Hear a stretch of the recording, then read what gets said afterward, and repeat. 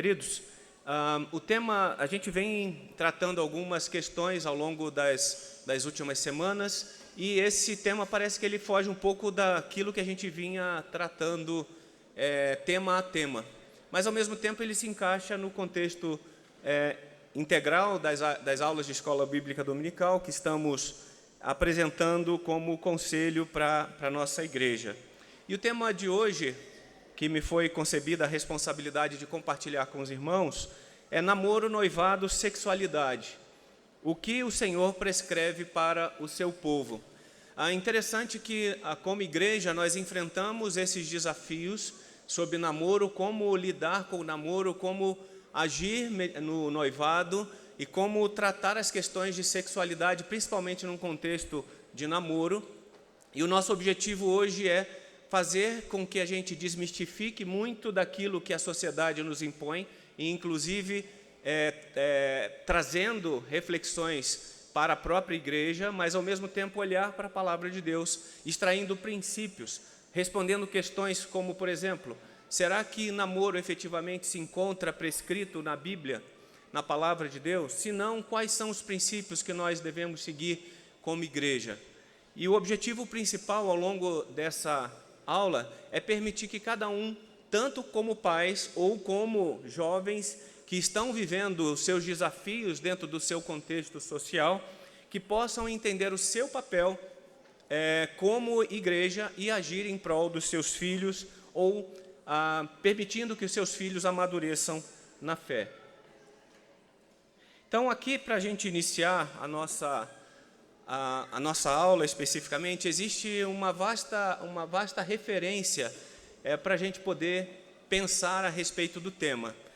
Particularmente, eu gosto muito, sempre quando eu tive a oportunidade de aconselhar noivos, casais de jovens namorados, eu gosto muito da série do pastor Davi Merck, que é um pastor lá de Atibaia, que inclusive ele pregou nos dois retiros de casais que nós tivemos, que são livros que falam sobre, um compêndio Lar, Família e Casamento, e 2 livros que trabalham especificamente sobre namoro e noivado, mudando um pouco de perspectiva, a perspectiva que nós olhamos como homens caídos que somos, como a perspectiva nossa, mas trazendo uma perspectiva de Deus. Tanto é que o título dos livros é O Namoro e o Noivado que Deus sempre quis, cortando eu, não do jeito que eu gostaria de agir. Além dessas bibliografias que eu comentei, que particularmente eu gosto muito, existe Sexo e Namoro e Relacionamentos, que é um livro publicado pela editora Monergismo, muito bom, e tem também palestras do próprio reverendo Augusto Nicodemos, que trata sobre namoro, noivado e casamento. Bom, isso tudo não poderia ser utilizado se a gente não tivesse como referência Confissão de Fé e Catecismos. Nós vamos extrair muita coisa da Confissão de Fé e do Catecismo, mas principalmente da Palavra de Deus como nosso grande norte e orientador para as nossas vidas. Aqui, eu queria trazer um pouco do histórico do namoro, pensando o que significa o namoro no contexto social moderno. Se a gente avalia aí, ao longo do último século, desde 1900 até agora, um pouco mais dos anos 2000, a gente consegue perceber que o namoro ele tem uma conotação muito sociocultural que não tem relação direta com a palavra de Deus. A gente vai ver isso mais à frente. Quando olhamos aqui para o ano antes de 1900, as características do namoro eram visita para cortejar a menina e planejar o casamento, havia uma supervisão permanente dos pais, o casal tinha pouco tempo sozinho, então o contexto ali era um contexto sobre muito maior supervisão do que os dias atuais. Em 1930, principalmente com o advento do automóvel, onde as pessoas ganharam uma liberdade maior, havia então liberdade e mobilidade, e os casais, por consequência dessa liberdade, saíam sozinhos. Os encontros eram marcados e havia ali tempos mais individualizados, sem uma supervisão direta, colocando esses casais em circunstâncias diferentes relacionadas ali àquilo que acontecia antes de 1900. Entre 1960 e 1970, acho que todos nós sabemos que houve a revolução sexual no mundo. Essa revolução sexual, ela muda toda a forma da sociedade entender a sua sexualidade. As relações sexuais, elas passam a acontecer entre não casados. Há o advento ali, em grande parte, da pornografia e do aborto autorizado e consentido. E os encontros, consequentemente, também são marcados, mostrando claramente uma facilidade no relacionamento interpessoas. Evoluindo um pouco aqui, a partir do ano 2000, a gente consegue perceber um grau de evolução nesse tipo de relacionamento social, em que há uma hipersensualização de todas as coisas, o namoro cada vez mais precoce, crianças de jovens com pouca idade já se enveredam por um relacionamento de namoro. Existe o sexting, utilizando as redes sociais para poder utilizar como sexualidade, né, expressão da sua sexualidade, e a mídia da sensualidade cada vez mais permanente. Por que é interessante entender esse contexto?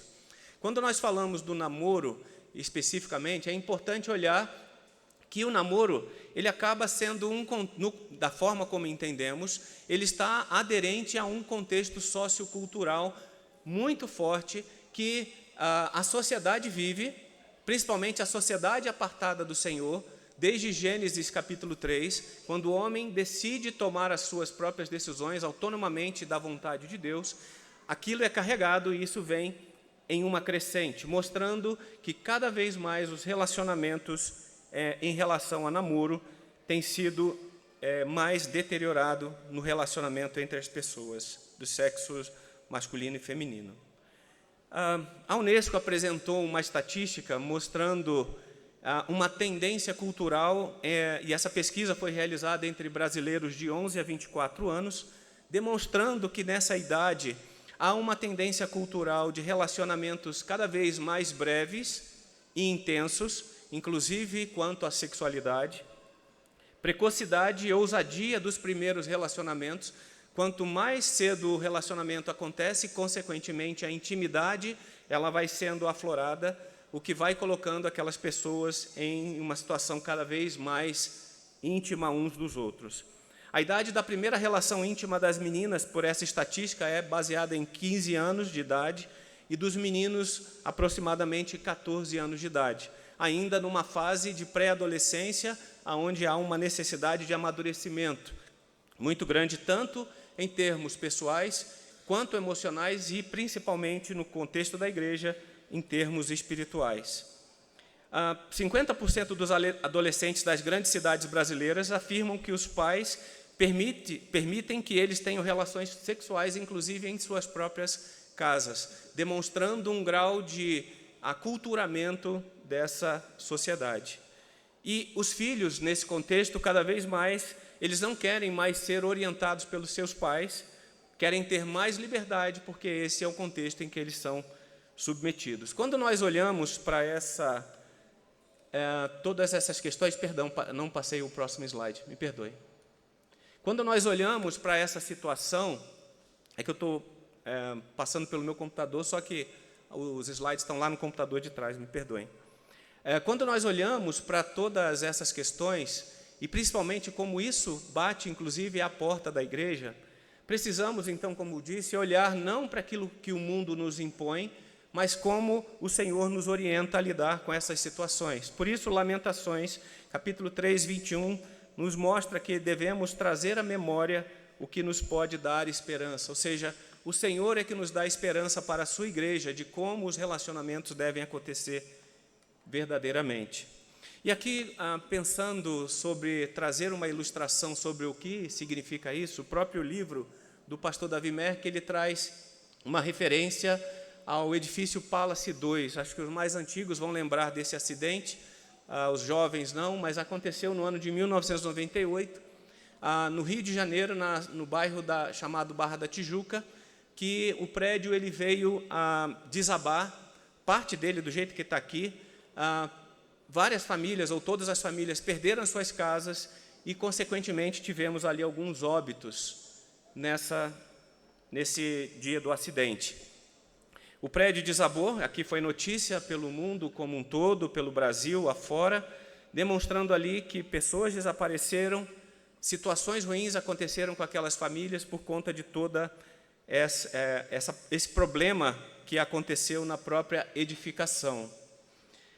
O laudo do engenheiro demonstrou que, não sei se a imagem está boa, mas que a estrutura da fundação e da própria estrutura da construção estava contaminada.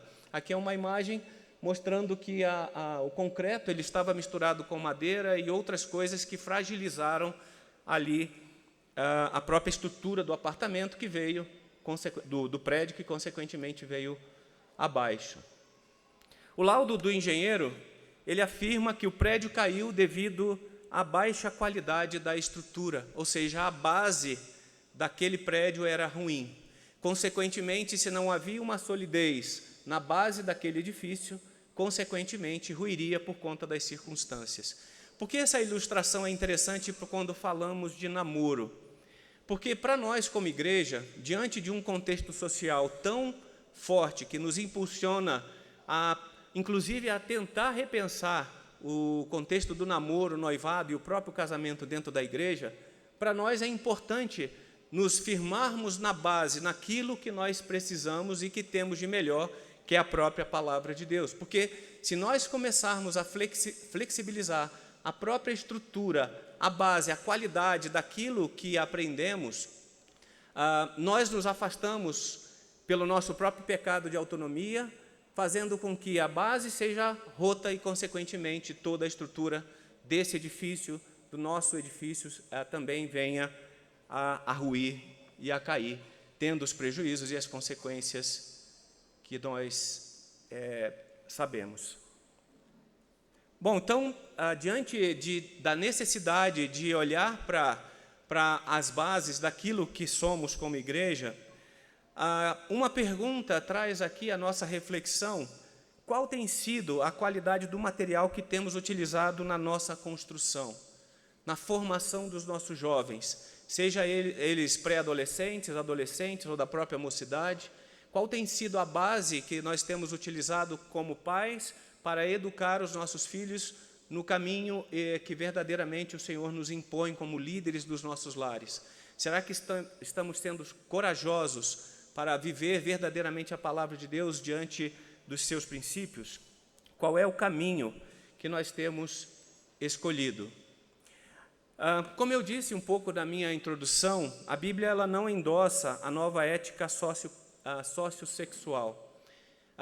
Olhar para o contexto do namoro secularizado e olhar que isso pode ser aplicado à igreja é desconsiderar uma série de princípios que a palavra de Deus nos orienta. Aqui existe aqui um movimento social dentro das igrejas que é eu escolhi esperar. Isso aqui, os jovens eles têm tomado uma decisão por esperar o momento adequado, inclusive de ter o seu relacionamento e, consequentemente, caminhar ali para o noivado e para o casamento. A verdade é que a gente concorda ao olhar para essa sociedade que isso tem sido demais e, consequentemente, isso afeta a forma como pensamos também como igreja. Mas, ao olharmos para... Aqui deve estar pequeno, mas acho que dá para ver. Quando nós olhamos para o nosso catecismo maior, entendendo o contexto de hipersexualização que a sociedade vive, e principalmente como isso afeta a igreja, em especial olhando para o nosso catecismo, para a pergunta que fala sobre o 7º mandamento, não adulterarás, algumas partes nos impulsionam a refletir sobre o grau de intimidade que determinado relacionamento deve ter. Então, por exemplo, quais são os deveres exigidos no 7º mandamento? Entre eles, está destacado em negrito, o evitar todas as ocasiões de impurezas e resistir às suas tentações. Quais são os pecados proibidos no 7º mandamento? Entre outros, pecado de ter propósitos e afetos impuros, ou ainda a demora indevida no próprio casamento, ou ainda todas as demais provocações à impureza. Veja então que dentro do contexto do adultério é importante que nós entendamos que determinadas situações podem nos levar a ocasiões de impureza, podem nos levar a tentações, pode nos levar a ter afetos impuros e assim sucessivamente.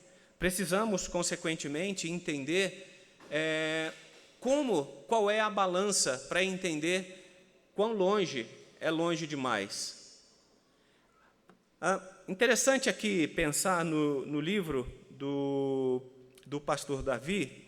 Ele demonstra que a Bíblia apresenta alguns tipos de relacionamentos que são ordenados pelo Senhor. O primeiro desse relacionamento é o relacionamento familiar. E é interessante, relacionamento entre pais e filhos, entre filhos e pais, e nós temos a consciência de que, nesse contexto, relacionamentos sexuais são proibidos. Por que isso é interessante? A grande questão é entender qual é o grau do que nós definimos como relacionamento sexual. Por exemplo, podemos pensar que determinadas carícias mais íntimas, elas são exclusivas para o contexto do casamento. O próximo relacionamento ordenado pelo Senhor, o relacionamento com o próximo, o relacionamento entre nós como igreja, entre pessoas. Nesses relacionamentos também percebemos claramente que os relacionamentos sexuais são proibidos em todas as suas esferas, em todas as suas instâncias. Aonde a palavra do Senhor ordena os relacionamentos sexuais somente no âmbito do casamento, ou seja, a relação sexual ela é permitida no âmbito do casamento. A grande questão, então, e aqui do jeito que eu coloquei, é como contextualizar um namoro diante de relacionamentos que são ordenados pelo Senhor e como nós lidamos com essa situação. Por quê? Se família e próximo, os relacionamentos sexuais são proibidos, precisamos entender qual é a dimensão desse relacionamento sexual. No caso do casamento, quando o relacionamento sexual é permitido, ali tudo relacionado ao corpo do homem e da mulher é um para o outro. Mas e o namoro? Qual é o limite desse relacionamento? Por exemplo, será que dar um beijo no rosto é permitido? Um beijo na boca é permitido? Um beijo mais cheio de desejo na boca, isso é permitido? Qual é o grau de intimidade? Uma das coisas que o livro traz, que para mim foi bastante interessante pensar, ele fala da seguinte maneira, para a gente refletir. No relacionamento entre pais e filhos, os nossos cumprimentos e beijos são beijos no rosto. E se a relação sexual é proibida para esse tipo de relacionamento, qual é o grau de intimidade que isso poderia ter? Será que é permitido avançar isso? E claro que nós percebemos que não. E, consequentemente, isso nos faz refletir sobre algo que a sociedade colocou para nós, que é o namoro, que é estritamente cultural, que temos que avaliar sobre o contexto do Senhor. A grande questão, e aqui veja, se os relacionamentos sexuais são proibidos, a não ser que seja no contexto do casamento, é interessante pensar que, inclusive, o namoro, que é algo cultural e que a igreja vive dentro desse contexto, ele deve buscar necessariamente a pureza sexual. O que deve direcionar, por exemplo, as carícias que eu vou ter com a minha namorada ou com o meu namorado, beijos apaixonados que eu vou dar na minha namorada ou no meu namorado, ou até o grau do relacionamento de intimidade que eu venha a ter com essa pessoa. Bom, então a base estrutural, como eu disse, é preciso olhar para aquela nossa construção e verificar exatamente o que o Senhor nos orienta a fazer. A base estrutural para a família e o namoro cristão, queridos, é a própria palavra de Deus. Não podemos fugir disso. Se nós negociarmos a palavra de Deus, a gente acaba criando uma palavra de Deus para a nossa própria aplicação. Eu gosto muito de uma metáfora que não é uma metáfora, mas é um fato também, que eu visitei certa vez um museu nos Estados Unidos que tinha a Bíblia de Thomas Jefferson. Não sei se o reverendo Mateus, na época que morou nos Estados Unidos, chegou a ver essa Bíblia, mas a Bíblia de Thomas Jefferson é uma Bíblia que está exposta no museu lá em Washington, e essa Bíblia ela é cortada. Thomas Jefferson, aquilo que ele não gostava, ele cortava da sua Bíblia e só ficava as partes que eram interessantes. Por que é interessante a gente olhar nisso e refletir sobre as questões do namoro? A nossa tendência, muitas das vezes, é recortar as partes da Bíblia, mesmo que seja de maneira subliminar ou implicitamente recortar aquilo que nos desagrada. Mas a verdade é que a palavra de Deus, ela é inteiramente palavra de Deus e ela é totalmente aplicável às nossas vidas. E o Salmo 11, versículo 3, afirma para a gente que, ora, destruídos os fundamentos, que poderá fazer o justo? Precisamos, então, nos voltar para o fundamento daquilo que o Senhor nos orienta. Bom, então, namoro, noivado e casamento dentro desse contexto, é possível afirmar que o namoro não existe na Bíblia, nenhuma referência ao próprio namoro como ele é conhecido nos dias atuais. Não existe. É um fenômeno cultural que precisa ser delimitado, principalmente por nós dentro da igreja, ou seja, ele tem que ser observado dentro do contexto da palavra de Deus e dos seus princípios. Existe um senso comum entre os evangélicos e nós, reformados também, a respeito do que é o namoro, afirmando que o namoro é o período de relacionamento que envolve duas pessoas do sexo oposto com o objetivo de se prepararem para o casamento. Então, alguns aspectos aqui. Namoro é um período de relacionamento entre duas pessoas. Relacionamento esse com pessoas do sexo oposto, entre um homem e uma mulher, com o objetivo, claro, de se prepararem para o casamento. E aqui vale uma observação.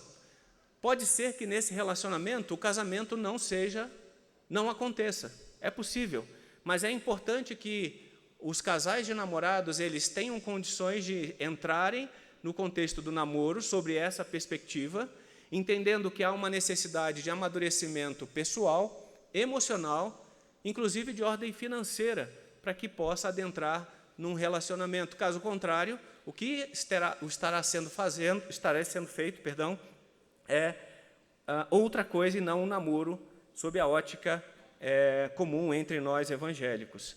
Dessa maneira, então, se existe um senso comum do que é o namoro, é importante entender quais são os princípios bíblicos que devem ser aplicados. Por exemplo, alguns pressupostos que, se o namoro, pelo senso comum, objetiva o casamento, precisamos olhar, então, sobre a perspectiva do que o Senhor traz para o casamento e aplicar, de alguma maneira, para os relacionamentos. Um deles, primeiro princípio, exclusividade. Exclusividade pressupõe um relacionamento entre um e uma outra pessoa com vistas ao casamento. Objetiva a formação de um novo lar e deve ter condições de formar e sustentar o novo lar sem dependência de outra pessoa. E aqui, veja, não queremos dizer com isso que a pessoa tem que avançar para um nível de sustento, de formação plena, para poder ter um relacionamento. Não há necessidade disso. Hoje em dia, por outro lado, a sociedade diz que você tem que fazer sua faculdade, fazer seu mestrado, fazer seu doutorado, pós-doutorado, depois, com 55 anos, aí você consegue ali procurar um relacionamento. E não é isso que a palavra de Deus pressupõe para a gente. Mas a verdade é que se o relacionamento ele é startado com vista a um casamento, primeira coisa, deve ter condições emocionais e espirituais, inclusive de ordem financeira, para sustentar esse novo lar. E veja, nós vamos falar um pouquinho mais à frente, inclusive sobre a perspectiva bíblica de liderança do homem e de submissão da mulher. Um outro pressuposto é a própria fidelidade. Se eu entendo que o relacionamento entre homem e mulher pressupõe o relacionamento entre Cristo e a igreja, é um relacionamento de fidelidade pactual. A intenção do relacionamento para com o outro é exatamente atender aquilo que o Senhor me orienta, fortalecendo, consequentemente, a aliança entre esse casal e, consequentemente, ele deve ter como pressuposto combater o próprio divórcio ou o novo casamento, como princípio fundamental. Porque é interessante, a gente vai falar um pouquinho mais à frente, caso contrário, veja, se eu entro num relacionamento sem uma perspectiva mínima de conhecer o outro com vistas a um casamento, o lado oposto é verdadeiro. Eu aprendo a iniciar determinado relacionamento, romper esse relacionamento. inicia o relacionamento, rompe esse relacionamento. E a gente vai ver que na sociedade hoje isso é o que mais tem.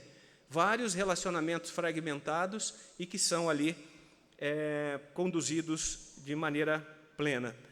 O terceiro, o pressuposto é exatamente a intimidade. Nesse contexto, o namoro buscando, então, a pureza moral do casal. E podemos concluir dessa maneira que namoro não é entretenimento emocional. Isso aqui, a sociedade diz isso para a gente. Olha, eu posso me relacionar com qualquer um, porque eu vou extrair daquele outro algum tipo de benefício para mim. E aí, de toda sorte existe benefício sexual, benefício emocional, benefício de outra sorte. Mas a verdade é, queridos, que o namoro não é um entretenimento emocional. Ele começa com um propósito, ou ele não deveria começar. Ou ele começa com a boa intenção, com a intenção correta, ou ele não deveria começar. Gênesis 2, capítulo 24, nos afirma: por isso deixa o homem pai e mãe, e se une à sua mulher, tornando os dois uma só carne. O objetivo do Senhor é que haja essa unidade entre o homem e a mulher. E eu trouxe essa figura aqui intencionalmente. Quando nós olhamos para os pressupostos que foram falados aqui, e aqui nós temos dois pré-adolescentes, duas crianças de mãos dadas, a pergunta que eu me fiz ao preparar essa aula é exatamente se nós conseguimos olhar para crianças com essa faixa etária, ou pré-adolescentes que sejam, ou até alguns adolescentes, e conseguir entender que eles preenchem todos os pressupostos que são previstos aqui pelos princípios da palavra de Deus. O que, na verdade, acaba nos mostrando que esse tipo de relacionamento fugaz, não permanente, ele acaba sendo um ensaio para um futuro divórcio. Porque eu não tenho a perspectiva de ter um relacionamento aliancista, aonde eu vou dedicar a minha vida para outra pessoa. O que acontece, então, eu me relaciono com o objetivo de extrair alguma coisa, consequentemente, isso tem consequências para a minha vida e consequências para o outro, fazendo com que haja rupturas, e essas rupturas acabem sendo repetidas até que eu consiga, entre aspas, encontrar alguém que atenda a todos os meus anseios. E o que nós sabemos que isso nunca acontecerá, queridos, porque nós todos somos pecadores e caídos. Se depositarmos esperanças no outro, de que o outro irá nos preencher, certamente nós estaremos ali gerando uma expectativa tão grande que nos levará a frustrações sem fim. O que tem sido aprendido, começar e terminar relacionamentos íntimos. Então, como vamos construir relacionamentos duradouros quando o nosso padrão de múltiplos namoros só nos ensinou a desmanchar relacionamentos? Veja que isso vai formatando a mente e o coração das pessoas.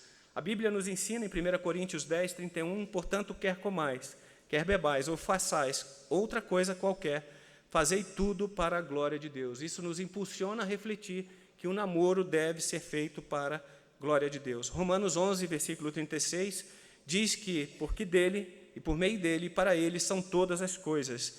A ele, pois, a glória eternamente. Amém. Isso aqui mostra para a gente uma necessidade, mais uma vez, de identificarmos como os relacionamentos são construídos e nos traz, para nós que somos pais, uma responsabilidade muito grande de orientar os nossos filhos da forma como eles deveriam realizar. O autor, Michael e Jude Phillips, no livro Best Friends for Life, ele traz um exemplo aqui, uma metáfora extremamente importante. Há uma estatística, e isso é verdade, a estatística pelo IBGE, de que 1 a cada 2 casamentos terminam em divórcio. Ou seja, 50% dos casamentos na sociedade atual terminam em divórcio. E aqui ele traz um exemplo, uma metáfora bastante interessante, que é comparada a uma fábrica de sapatos. Ele diz o seguinte: imagine o dono de uma fábrica, de uma linha de produção de sapatos, do jeito que está aqui. Imagine se a cada 2 pares, um par ele joga fora. Isso faz com que o dono dessa fábrica reflita efetivamente como os pares estão sendo feitos, porque a expectativa de frustração e prejuízo é uma expectativa gigantesca, ou seja, metade de tudo que foi investido, ele está indo para o lixo. O que Michael e Jude Phillips falam nesse livro é que temos que repensar, para nós que somos igreja, todo o processo de como selecionaremos o futuro marido e a futura esposa. Medidas radicais são necessárias. Se você está satisfeito com menos de 50% de chance de que seu casamento vai permanecer, então ignore essa premissa e permita que o padrão normal de namoro continue a ditar a sua perspectiva de romance. É interessante porque isso nos faz refletir sobre nós mesmos, como devemos lidar com isso, educando os nossos filhos, e nós que somos jovens, também temos que avaliar como lidar com essas situações, principalmente diante dos desafios que somos colocados à frente a todo dia. Então, a verdade, queridos, que devemos rever a linha de fabricação daquilo que estamos fazendo como igreja. Por isso, a preocupação do nosso conselho em tratar desse tema, que é um tema extremamente sensível, porque sabemos que dentro da nossa igreja nós temos jovens, temos pais de jovens, e que eles se colocam diante de uma sociedade que bate a toda hora a sua porta, impulsionando determinados relacionamentos. A verdade, então, é que devemos nos voltar para o manual do fabricante, a própria palavra de Deus, e entender o que Ele espera para a nossa vida. O ponto de partida principal, que se nós quisermos agir com aquilo que somos autonomamente do Senhor, certamente nós observaremos que a nossa vontade ela é uma vontade estritamente pecadora, pecaminosa. E o ponto de partida, então, consequentemente, é identificar que somos pecadores e inclinados a tomar decisões que são decisões apartadas da palavra de Deus e que afeta, consequentemente, os relacionamentos entre as pessoas. Por quê? São relacionamentos entre pessoas imperfeitas e que, consequentemente, trazem os espinhos do pecado. O exemplo que o pastor Davi Merck ele coloca nesse relacionamento entre pessoas, ele fala que é um relacionamento entre dois porcos espinhos, um do macho e outro fêmea. Imagine dois porcos espinhos se relacionando e se alfinetando toda hora. Da mesma maneira são os relacionamentos entre pecadores. O relacionamento entre pecadores também ele é frustrado por conta do próprio pecado que habita no coração de cada um. Então, o ponto de partida é reconhecer que há um pecado nosso contra Deus, um pecado nosso contra o nosso próprio irmão e um pecado nosso, inclusive, contra nós mesmos. Salmo 51, versículo 4, afirma: pequei contra ti somente, e fiz o que é mal perante os teus olhos, de maneira que será tido por justo no teu falar e puro no teu julgar. Mateus 5, 23 e 24 afirma: se, pois, ao trazeres ao altar a tua oferta, ali te lembrares de que teu irmão tem alguma coisa contra ti, deixa perante o altar a tua oferta, vai primeiro reconciliar-te com teu irmão, e então, voltando, faze a tua oferta. Mostrando claramente, queridos, que nós somos pecadores, e precisamos reconhecer os nossos pecados diante de Deus, clamando pela graça e a misericórdia do Senhor, nos mostrando o caminho efetivo que nós devemos seguir. Algo que, particularmente, eu já conversei com os casais de noivos, que o Senhor me concedeu o privilégio de orientar aqui na igreja, é exatamente entender qual é o objetivo de um relacionamento. E, da mesma maneira, o pastor Davi Merck, ele tem uma expressão que fala que no relacionamento, no namoro, noivado, consequentemente, e no casamento, o relacionamento deve ser um para o outro e ambos para Deus. Essa frase foi tão interessante que no nosso aniversário de casamento, de 30 anos, amor, não lembro, 25 anos, nós gravamos isso na nossa aliança, entendendo que o nosso relacionamento era um para o outro e verdadeiramente ambos para Deus. Ou seja, isso, quando nós entendemos que o fim principal do homem é glorificar, gozar, né, de Deus e glorificá-lo para sempre, a gente consegue perceber o nosso papel, inclusive no contexto do namoro.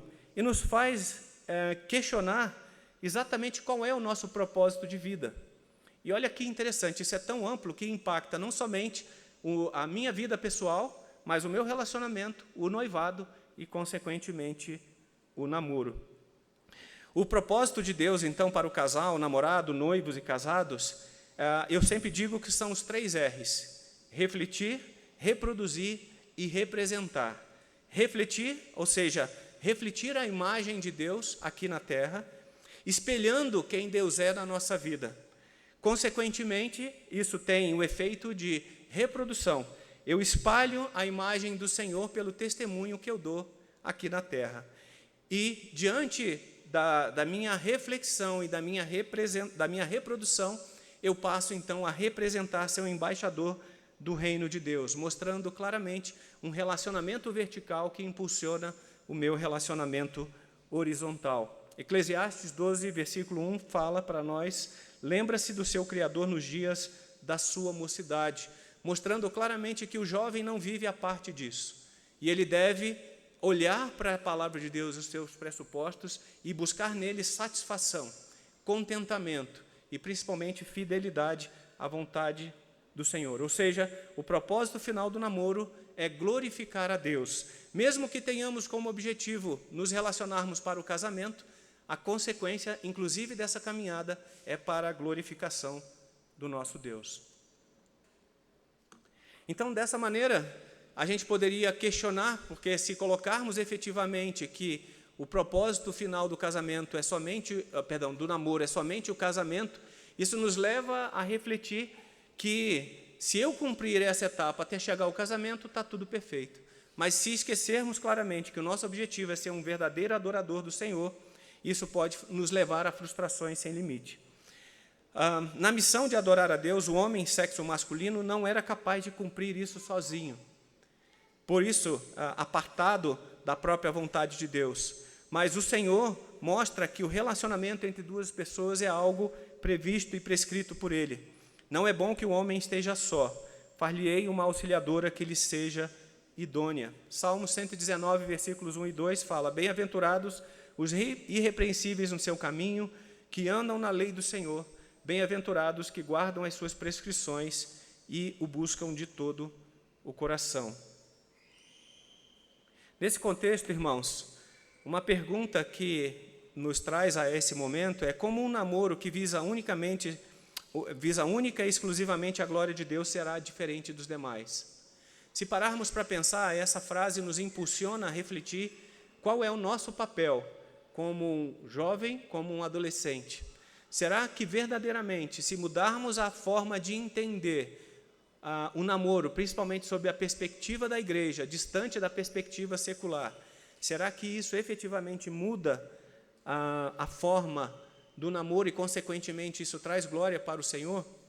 A resposta parece óbvia que sim, porque se agirmos conforme a vontade de Deus, certamente viveremos para a glória do nosso Deus. Então, isso nos mostra olhar para o manual do fabricante, trazendo então ali, buscando premissas no Antigo Testamento e no Novo Testamento, que nos ajudem a entender quais devem ser as atitudes, os papéis e as ações que eu devo tomar nos meus relacionamentos de namoro, noivado, consequentemente no casamento. Princípio básico: é preciso resgatar os conceitos da cruz de Cristo, santificação progressiva, graça para mudança genuína e renovação de mente. Interessante observar para cada um desses aspectos, como disse, se Deus pressupõe, estabelece o relacionamento entre homem e mulher, aquilo que Deus faz é perfeito. Então, certamente, Ele não permitirá que nós venhamos a ser frustrados caso vivamos pela palavra de Deus. Então, a cruz de Cristo é um fundamento de todos os nossos relacionamentos. Pela graça dEle, pela misericórdia dEle, Ele conduz as nossas vidas. O próximo aspecto, também mediado pela graça do Senhor, é a santificação progressiva. Temos que olhar para aquilo que fazemos, buscando uma santificação contínua. A graça também para entendermos que, muitas das vezes, há necessidade de mudarmos.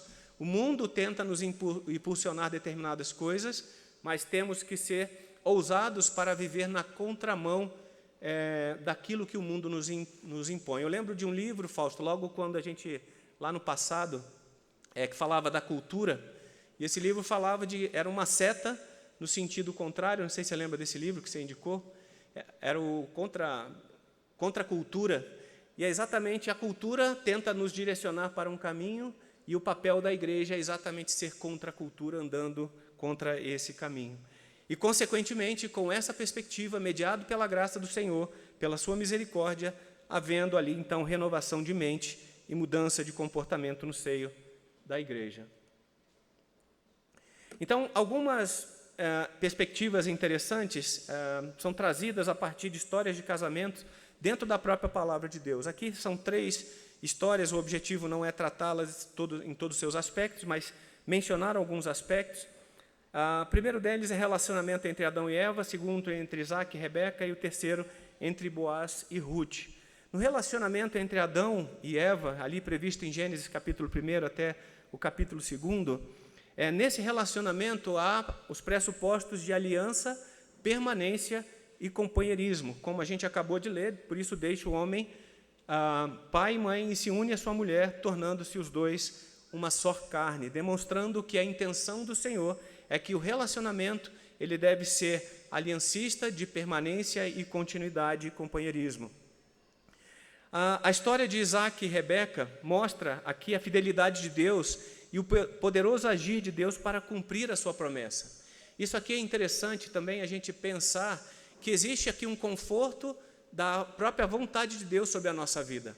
O jovem, muitas das vezes, ele fica diante de uma sociedade que o faz refletir como ele deveria ser nessa própria sociedade, ele se questiona sobre aquilo que Deus está fazendo na vida dele. Por exemplo, por que eu não arranjei um namorado? Por que eu não arranjei uma namorada? Por que eu não tenho ainda um casamento? E, na verdade, esse texto de Isaac e Rebeca demonstra que nos relacionamentos, que aqui, da forma como Deus prevê, inclusive ele é sustentado pelo próprio Deus. Demonstrando aqui ainda a importância do casamento realizado sob o mesmo jugo. Há uma tendência nossa, inclusive, se eu não consigo encontrar no seio da igreja um relacionamento que esteja adequado ou que me interesse, que isso acaba me gerando a tentação de buscar relacionamentos fora da igreja. E veja, a palavra de Deus nos orienta como igreja a buscarmos relacionamentos somente no Senhor. Aqui apenas um comentário, isso não significa que a palavra de Deus, especificamente no caso de Isaac e Rebeca, venha a validar o uso de sinais circunstanciais para descobrir a vontade de Deus. A vontade de Deus, como a gente vem falando até então, é a vontade prescrita na sua palavra. Não podemos fazer como Thomas Jefferson e cortar a palavra para aplicar a nós mesmos. Precisamos viver a palavra de Deus na sua plenitude. Boaz e Ruth demonstra também a soberania de Deus e o comprometimento e confiança em fé nos propósitos divinos e buscar ser uma mulher por excelência, aqui especificamente no caso de Ruth. A ideia é de que a minha dedicação ao Senhor, consequentemente, tem aspectos práticos no meu relacionamento. Da mesma maneira, a atitude de Ruth em deitar-se aos pés de Boaz não significa que seja um procedimento afirmado ou permitido para os dias de hoje, mas a verdade que demonstra claramente a confiança nos propósitos de Deus. Olhando para o Novo Testamento, algumas perguntas já devem estar na nossa mente. Por exemplo, então, qual é a raiz dos problemas dentro do namoro? Qual a raiz das discussões, porventura, entre namorados, entre noivos, entre marido e mulher? O que você diria para alguém cheio de dúvidas sobre o namoro? Comece a namorar e veja o que acontece? Essa é a orientação que nós, como igreja ou como pais, vamos dar aos nossos jovens e nossos filhos? E se não der certo, o que Deus fará? Restaurará 2 corações amargurados? Se eu quero agradar a Deus, como demonstrar o meu carinho fisicamente? Posso beijar? Se sim, por quanto tempo? Se não, posso andar de mãos dadas? A resposta certa a estas perguntas, mais uma vez, ela está na própria palavra de Deus. A regra de ouro é Mateus 7,12. Tudo quanto, pois, quereis que os homens vos façam, assim fazei-o vós também a eles, porque esta é a lei e os profetas. O amor, consequentemente, deve ser um amor maduro, um amor que consiga compreender quais os aspectos para os quais estão submetidos. Ainda que eu fale a língua dos homens e dos anjos, se não tiver o amor, e esse verdadeiro amor é só extraído no nosso Senhor Jesus Cristo. A submissão, Efésios 5, 22 e 24. As mulheres sejam submissas ao seu próprio marido como ao Senhor, porque o marido é o cabeça da mulher, como também Cristo é o cabeça da igreja, sendo este mesmo o Salvador do corpo, mostrando que o nosso relacionamento como homens, ele deve ser um relacionamento de liderança, inclusive de ordem espiritual.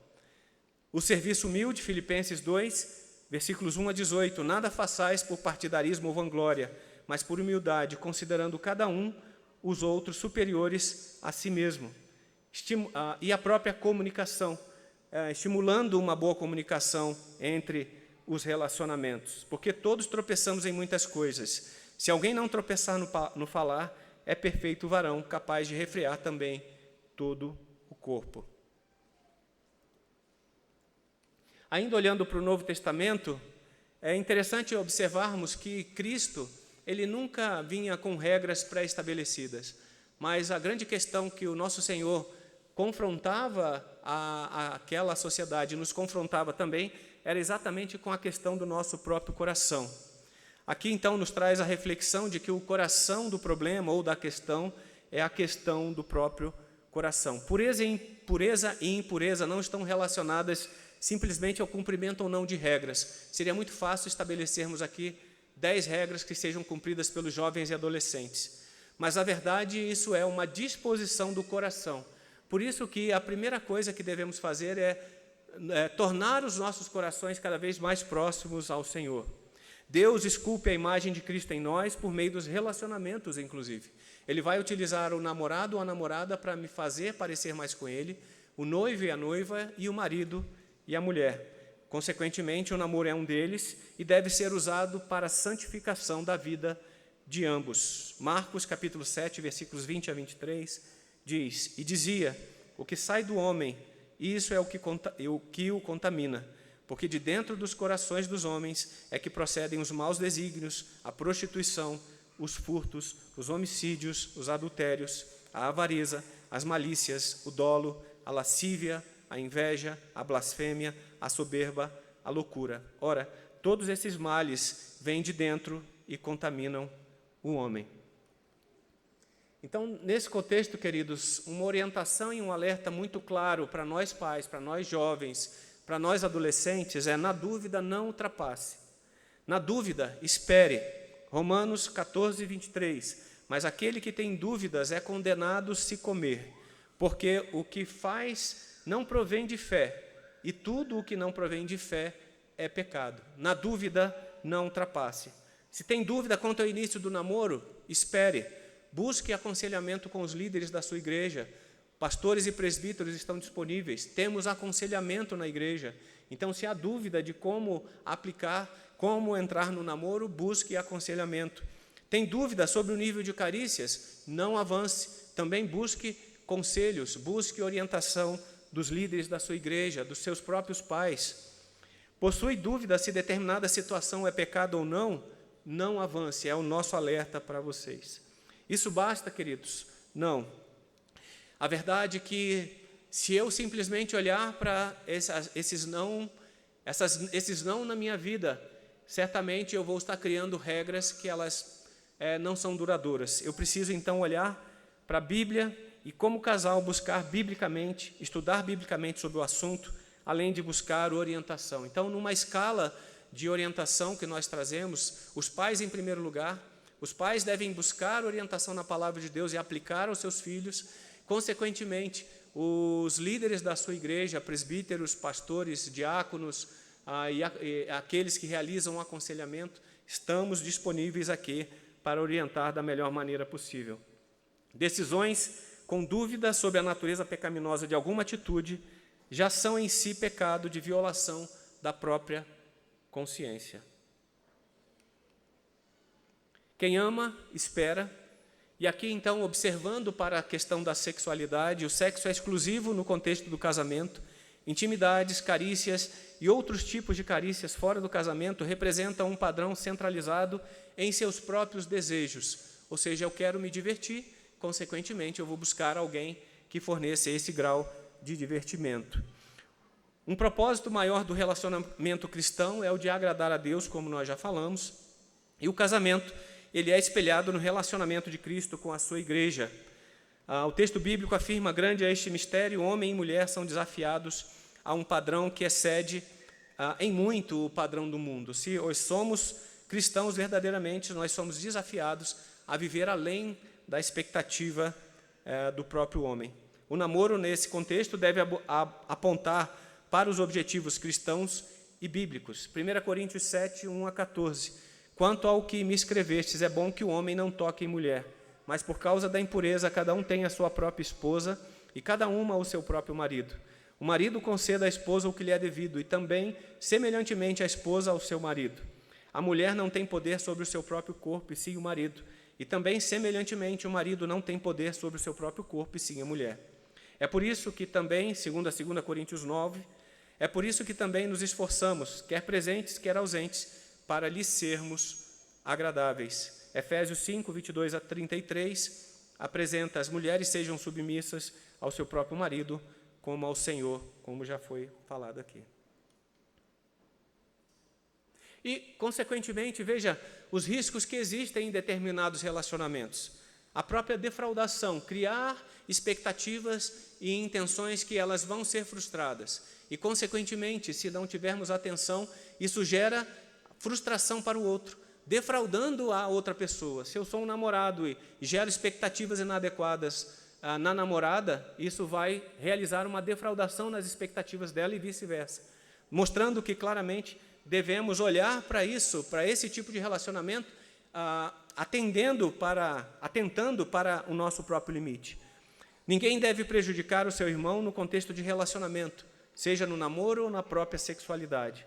O relacionamento entre irmãos em Cristo deve espelhar a pureza e a santificação. E aquilo que é fato, a cobiça e a inveja acabam sendo origem de vários conflitos. Eu cobiço o outro, eu quero aquilo que o outro tem. E nós percebemos que isso é a base aí dos conflitos interpessoais que vivemos, pois vem do nosso próprio coração, dos nossos desejos, cobiças e invejas. Tiago, capítulo 4, versículos 1 e 2, diz: de onde procedem guerras e contendas que há entre vós? De onde, senão dos prazeres que militam na vossa carne? Cobiçais e nada tendes, matais e invejais, e nada podeis obter. Viveis a lutar e a fazer guerras. Não tendes porque não pedis.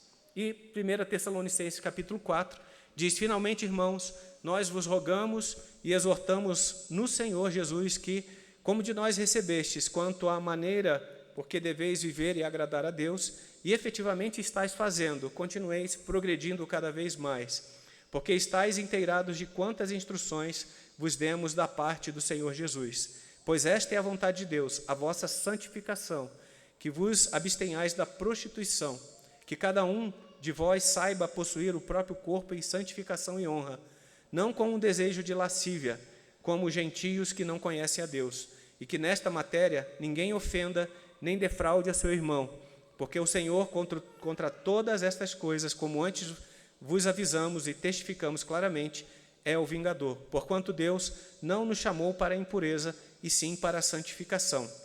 Dessarte, quem rejeita estas coisas, não rejeita o homem, e sim a Deus, que também vos dá o seu Espírito Santo.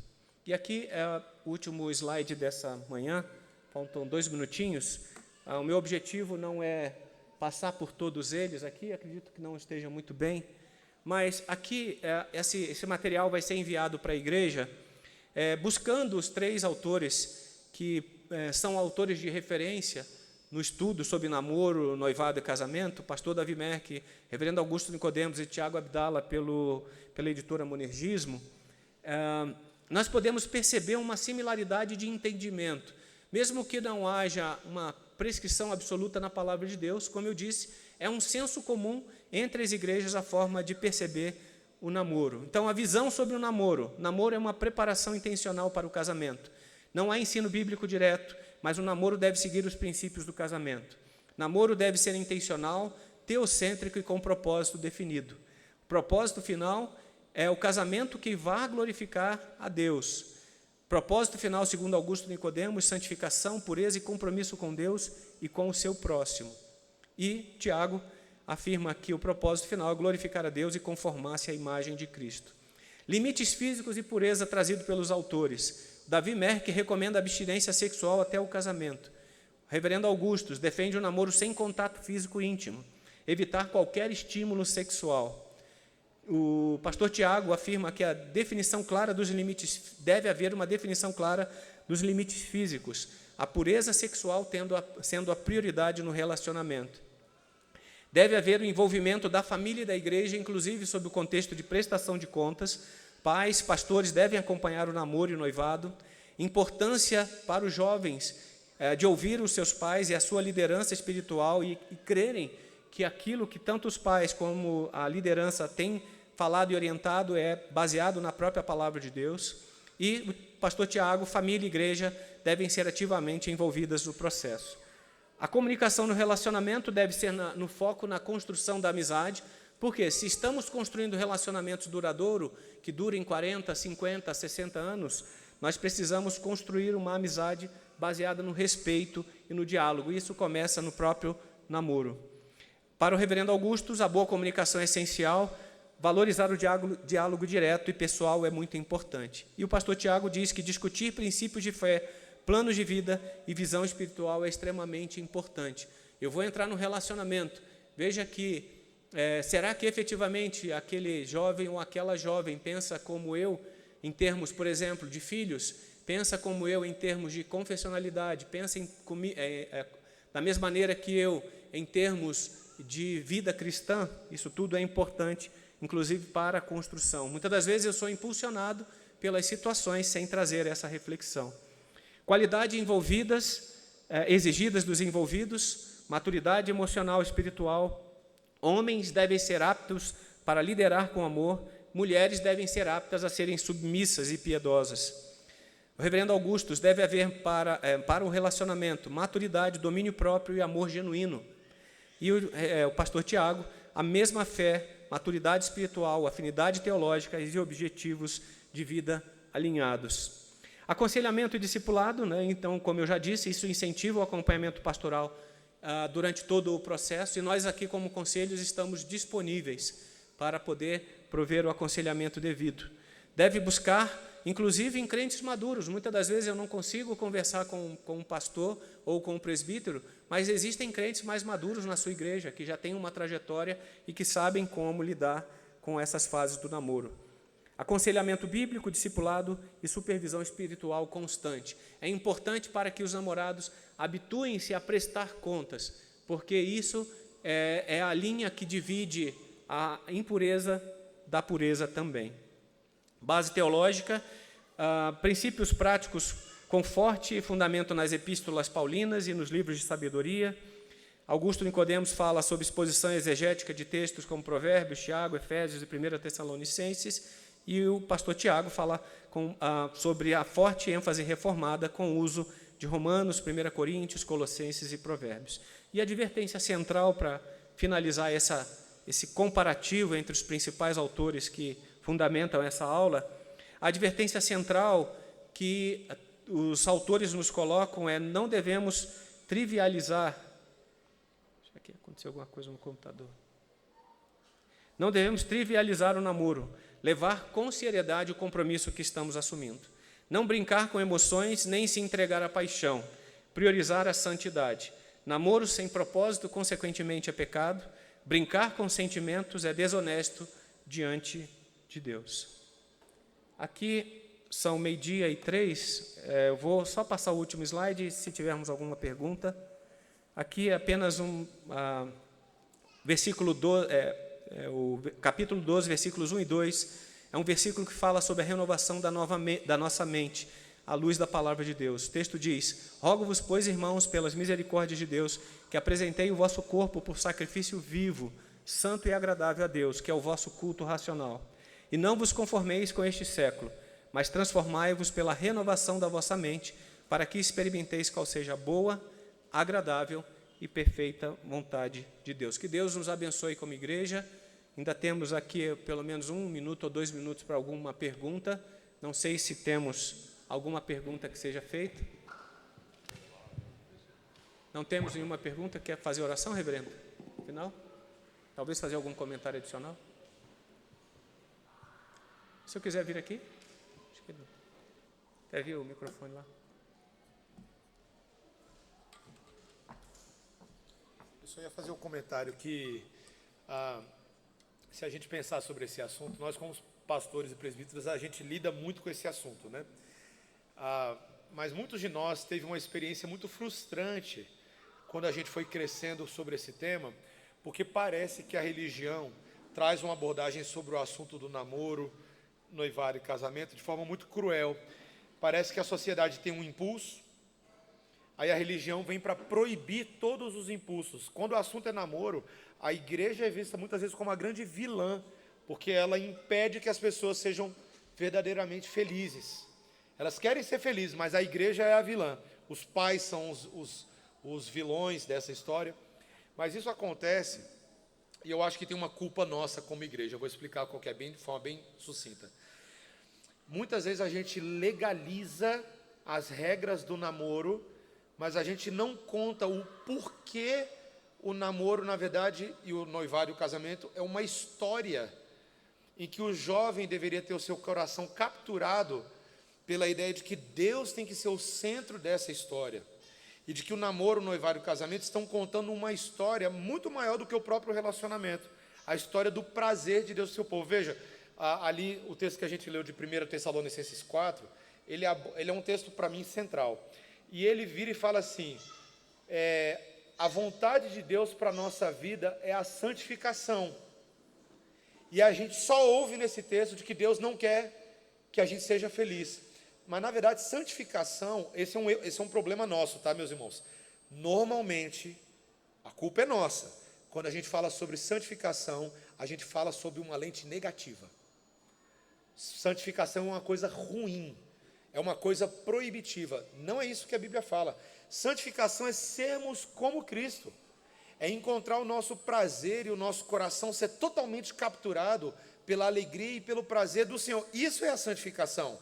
E, por consequência, quem quer viver como Deus e agradar a Deus, vai adequar a sua vida para que a nossa vida não seja um desperdício do nosso corpo, um desperdício do nosso tempo, com prazeres distorcidos que Satanás distorce. Aí sim a santificação fala desse aspecto da disciplina, de você se regrar.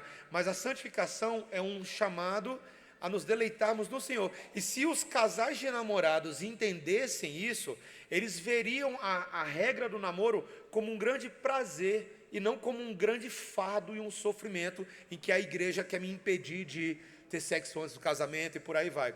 Então, a culpa é nossa quando a gente não coloca o namoro, o noivado e o casamento como expressões da santidade de Deus, como deleite no Senhor. Quando a gente não lê a Bíblia como um grande prazer e uma grande alegria, a gente vai ficar só com regras negativas. E assim, aí sim os nossos jovens vão impedir. Quer ver? Vou dar um exemplo como é prático isso.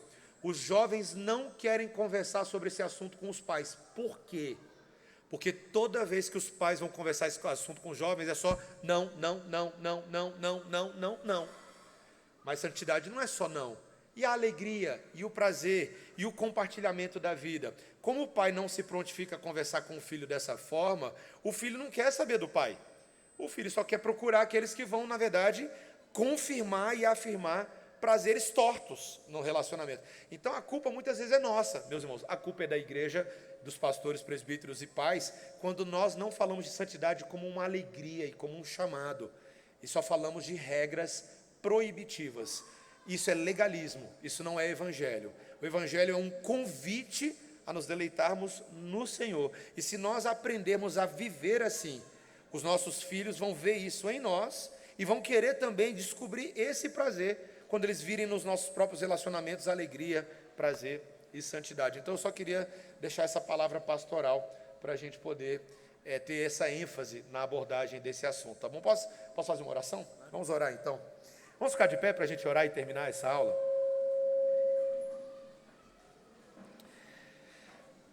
Senhor Deus, nós queremos, todos nós, inclusive os que já estão casados, queremos, Senhor, redescobrir no Senhor a alegria do Senhor, que é a nossa força.